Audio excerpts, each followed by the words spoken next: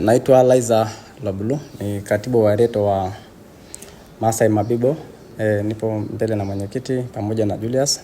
Tumesikitishwa sana na hili tukio. Tunalaani kitendo cha mauaji wa Mchina aliyeuawa wiki iliyopita na watu wanaodaiwa kwamba ni wa Maasai.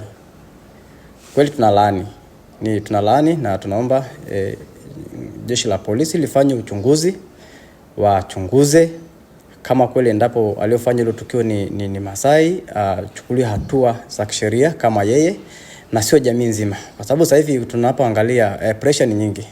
Tunaona kabisa kwamba sasa hivi pressure ni nyingi sana. Tunaitwa wauaji kwa sababu ya mtu mmoja ambaye alidai kwamba ni Maasai, na tunaomba kwamba wale pia wanaoajiri unapomwajiri mtu lazima basi ujue majina, uwe na dhamini wa kujua mtu ametoka wapi. So unaajiri mtu baadaye limefanyika tukio ndo linaanza kwa sababu kama taharuki sasa hivi. Sababu hii jamii unasema wa Maasai ni wauaji. Unakuja kusema jamii nzima ni wauaji. Kwa kweli tunakerwa na hicho kitendo. Kweli kama kuna mtu amefanya hivyo, kwa sababu kwenye kundi lote huwezi kukosa wote mkawa sawa. Tunaomba ngazi zinazoshughulika na uchunguzi wafanye uchunguzi, apatikane mtuhumiwa, atumiwe yeye kama yeye, lakini sio jamii nzima.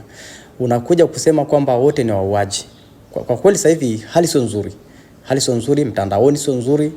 Unaona kabisa viripo vingi vinatumwa, Wamasai wamefanya hivi, Wachina wamefanya Wamasai wamekuwa hivi. Kwa kweli tunashangaa sana. Kwa hiyo tunaomba tumekuja kuzungumza kwa sababu tumeona hali sio nzuri sana. Kiukweli naumia kwa sababu watu wanapopotosha watu. Unapotosha watu kwamba wamefanya matukio kama makubwa kama yale. Majina ya wale watu hatujaona. Tunaomba uchunguzi endelee, tujue ni kina nani waliofanya hilo tukio. Kwa sababu sisi tunapokutanaga pale, tunafanya kikao zetu ya kusaidiana, kuelimishana. Hatujawahi mimi sio kusikia Maasai aliua tangu nimekuwa. Yaani tangu sijawahi kuona Maasai ameua kwenye lindo, amekata mtu ameua kwa sababu ya hela. Sijawahi, ndio mara yangu ya kwanza kusikia mtu Maasai aliua.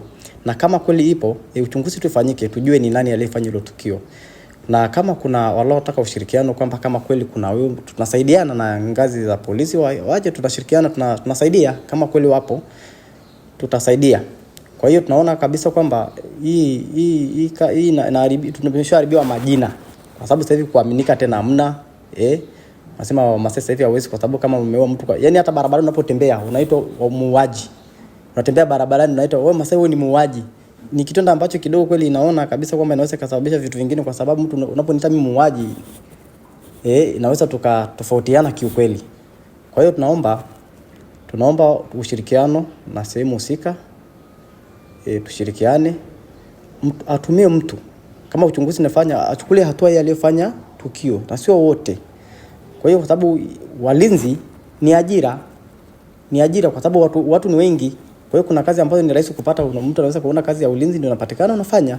Sasa ndio hivyo unaharibia tena watu wasipate hizo kazi. Mtu mmoja. Alafu unasema watu nadhani Wamasai ni milioni 3, huwezi kusema kwamba wote ni wamefanya hilo tukio. Mtu mmoja amefanya tukio. Kwani makabila mengine mtu akiua, si anachukulia hatua kama mbona wasemi Wachaga ameua wote? Au wasemi ameua wote. Mtu mmoja amefanya kitendo kama kile na bado wenyewe uchunguzi hatujaona itoke tujue ni nani aliyefanya yale matukio. Asante.